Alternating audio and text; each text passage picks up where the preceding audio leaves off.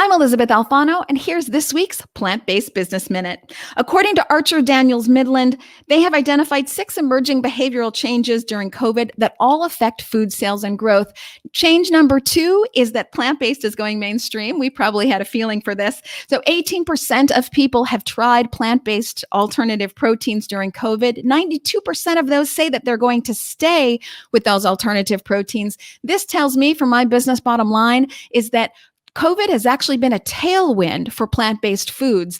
As more Americans are looking to get healthy, they want to boost their immune system, and they're looking where their food is sourced and how it's produced. They're asking themselves, do I really need meat? If you doubt me on my business bottom line, I'll tell you that the American Medical Association has written a letter to the Dietary Guidelines for Americans Committee. That's the committee that advises the USDA on the Dietary Guidelines for Americans. And they have told them in no uncertain terms that meat and dairy should be optional. All right, moving on to my other business bottom lines. Miyokos Creamery, famed for its vegan cheese, is winning in part its lawsuit against the state of California. The food company is suing the state of California for the right to use the term butter. Other companies such as Upton's Naturals and Tofurky have sued other states for the right to use terms like meat and sausage.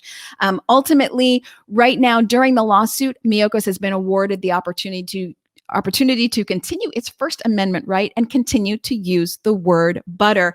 I quote Michelle Simon, the director of the Plant-Based Foods Association, who says, "This victory is the latest in a growing trend of common sense labeling decisions in courts across the United States. My business bottom line, meat and dairy lobbies look desperate when they do this kind of thing. Consumers are smart. No one thinks plant-based milk is milk.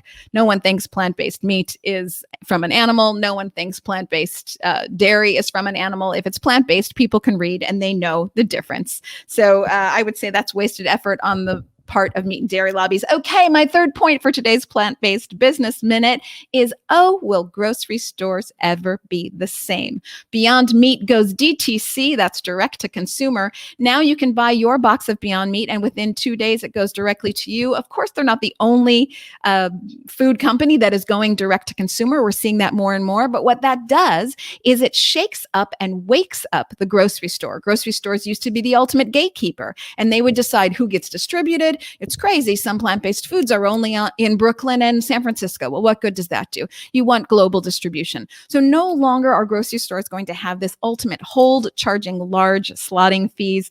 I anticipate that more and more food companies are going to go direct to consumer.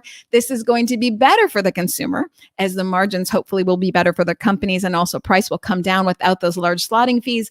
I also anticipate that the grocery store is going to have to get with the program and start defining its real estate within the store, pull out the plant-based foods from in the back of the closet, because that makes no sense. Archer Daniels Midland has told us it's going mainstream. That is my business bottom line. So ultimately, it's better for consumers and it's better for Amazon. This has been this week's Plant-Based Business Minute. I'm Elysabeth Alfano. If you would like a deeper dive into business, of course, just go to the Plant-Based Business Hour, my podcast, and you can subscribe wherever you get your podcasts. If you are a small plant-based business or large meat and dairy and you want help navigating the plant-based landscape, of course, reach out to me. My website is elizabethalfano.com. You can reach me at elizabeth@elizabethalfano.com and all the socials.